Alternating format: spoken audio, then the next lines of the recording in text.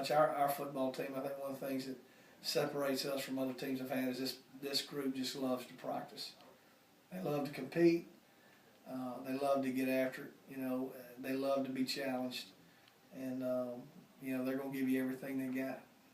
You guys have played defense so well all season. What have been the keys to the success on that side of the ball? You know, we've been able to stay healthy over there. We've been able to avoid the big injury. That was a big part. You know, our coaches do a great job preparing the players, and our guys study, you know, and they give themselves a chance, you know, to understand what's going on, what they're seeing, and what, you know, how they need to attack it. And it just comes down to, you know, tackling. We've tackled pretty well throughout the year, but, you know, we've had a lot of games where you look at it and you see it pan out, and, you know, you look at the box numbers and we're pretty dang good over there, you know. You know, you guys knocked off Spanish Fort to get in the championship game. That's big. But what's it been like this whole season? I mean, for Saraland, last year you guys got in the semifinals, which was maybe a little bit of a surprise, a little ahead of schedule.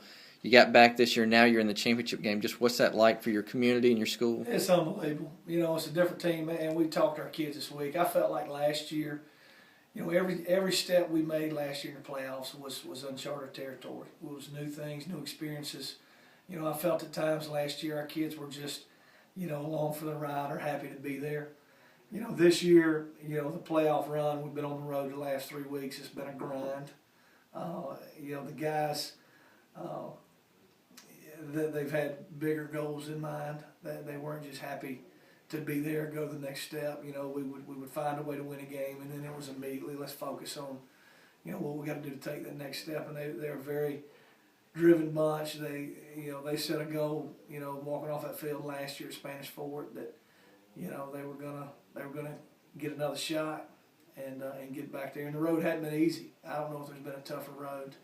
You know, after we had a home first round game, you go to Opelika, you know, tough place to play. You know, you win in overtime on a goal line stand.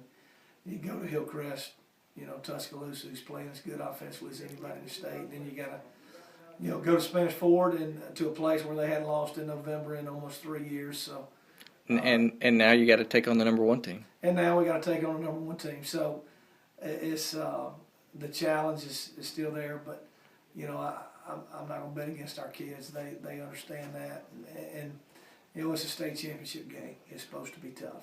You know, it's supposed to be intense. It's supposed to be a tremendous challenge. And, you know, Clay-Chalkville is a proven program, a proven team. They've been good for a long time. They've got tremendous players, tremendous coaches, and it should be an outstanding football game.